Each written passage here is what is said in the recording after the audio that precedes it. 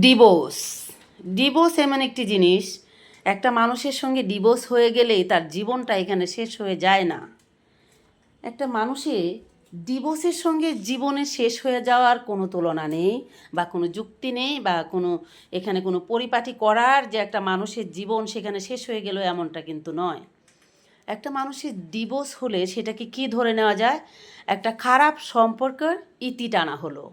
একটা খারাপ সম্পর্কের মধ্যে দিয়ে আপনি যাচ্ছিলেন, সেটা আপনাকে ইতি টানা হলো। যে সম্পর্কটা আপনাকে যন্ত্রণা দিচ্ছিল, কষ্ট দিচ্ছিল, যেই মানুষটার কাছে আপনি সারা জীবন থাকার জন্য প্রতিজ্ঞাবদ্ধ হয়েছিলেন, সেই মানুষটা আপনাকে মূল্যায়ন করে নেই, সম্মান করে নেই, আপনার প্রাপ্য যে পাওনাটা ছিল সেটা সে আপনাকে দেয়নি, যার জন্য আপনি সেখানে টিকতে পারছেন না। সেখান থেকে বেরিয়ে আসাটা আপনার জীবনে জরুরি দরকার, তাই আপনি সেখান থেকে বেরিয়ে এসেছেন। তার মানে এই নয় যে আপনার জীবনটা শেষ হয়ে গেছে, বরং আপনি সেইখান থেকে হয়তো আজকে আহত হয়েছেন, দুর্বল হয়ে গেছেন, কষ্টে আছেন, কিন্তু আপনার আগামী দিনগুলো এই ডিভোর্সের যে কষ্টটা, যে প্রতারণাটা, সেটাকে আপনার যখন মনে হবে তখন আগামী দিনগুলো আপনি অনেক স্ট্রং হয়ে বাঁচতে পারবেন। আপনাকে সেই জীবন অনেক স্ট্রং করে তৈরি করার জন্য সহযোগিতা করবে। একটা মানুষ সংসার জীবনে জড়িয়ে যাওয়া মানেই তার জীবনটা এখানে শেষ নয়। আপনি যদি সেখানে গিয়ে ভালো থাকতে না পারেন, ধরুন আপনি রাস্তায় পথ চলার সময় একটা ভুল গাড়িতে চড়ে গেলেন, যখন আপনি অর্ধেক রাস্তায় গিয়ে আপনার স্মরণ হলো আপনি ভুল গাড়িতে উঠে গিয়েছেন, সেক্ষেত্রে যদি সেই গাড়িটা যতটুকু চলতে থাকে আপনি যেতে থাকেন, ততই আপনি গভীরে হারিয়ে যাবেন। আপনি পথ ভুলে যাবেন, পথ হারিয়ে যাবে, আপনি অজানা পথে চলতে থাকবেন।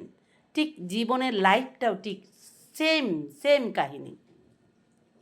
আপনি যদি একটা ভুল পুরুষের সঙ্গে আপনি সারা জীবনের জন্য সম্পর্ক জড়িয়ে থাকেন, সেখানে আপনার সুখ নেই, শান্তি নেই, যন্ত্রণা, কষ্ট, বিড়ঙ্গনা আপনাকে জড়িয়ে রয়েছে, সেক্ষেত্রে যদি আপনি সেই সংসার জীবনটা আপনি নিজের জীবনে চালাতে থাকেন, বা আপনি সেই জীবনটা যদি আপনি বহন করে নিয়ে যতটুকু পথ বইতে থাকবেন, ততটুকু দুঃখ আপনাকে জড়িয়ে রাখবে। সারা জীবনের জন্য আপনি নিঃস্ব হয়ে যাবেন। বরং আপনার জীবনে যদি ছোট্ট ছোট্ট সোনামণিগুলো আসে, তাদের জীবনটাও কালো আঁধারে ডেকে যাবে। তো তা না করে আপনার জীবনের শুরু থেকেই যদি আপনি বুঝতে পারেন যে আপনার জীবনটা শুরু করার আগেই শেষ হওয়ার বাঁশি বাজতে শুরু করেছে, সেই সময় আপনি সেই পথটা মাঝখানে কেটে দেন। সেই গাড়ি থেকে নেমে গিয়ে আপনার ঠিক সঠিক সিদ্ধান্তর গন্তব্য গাড়িতে আপনাকে উঠতে হবে, কেননা আপনি ভুল গাড়িতে চড়ে গিয়েছেন। এই জন্য একটি কথা বলছি যে ডিভোর্স হলেই যে একটা মানুষের জীবন শেষ হয়ে যাবে এমনটা কিন্তু নয়। একটা ডিভোর্স আপনাকে এই জীবনে অনেক মজবুত স্ট্রং হয়ে আগামী দিনে বাঁচার জন্য আপনাকে অনেক অনুপ্রেরণা যোগাবে। যখন আপনি বুঝতে পারবেন যে আপনি একটা ভুল সম্পর্কের মধ্যে দিয়ে গিয়েছিলেন, সেই সম্পর্কটা সারা জীবন আপনাকে কাঁদাতো, যন্ত্রণা দিত, কষ্ট দিত, আপনার জীবনটা শেষ করে দিত জ্বালিয়ে পুড়িয়ে। তো কি বন্ধুরা, আপনারা কি তাহলে এরকম একটা জীবন বেছে নেবেন, না সেখান থেকে বেরিয়ে এসে নিজেকে বাঁচার জন্য নতুন করে তৈরি করবেন? আমি মনে করি সেরকম জীবন যদি আপনার ভাগ্যে জুটে, সেটার ইতি সেখানেই টেনে দেন, বরং আপনি আরও সুস্থভাবে এই পৃথিবীতে বাঁচার জন্য প্রস্তুতি নিতে পারবেন। আর একটা ডিভোর্স হয়ে যাওয়া মানেই একটা মেয়ে খারাপ নয়, একটা ডিভোর্স হয়ে যাওয়া মানেই একটা পুরুষ মানুষ খারাপ নয়। ডিভোর্স দুটো কারণে হতে পারে।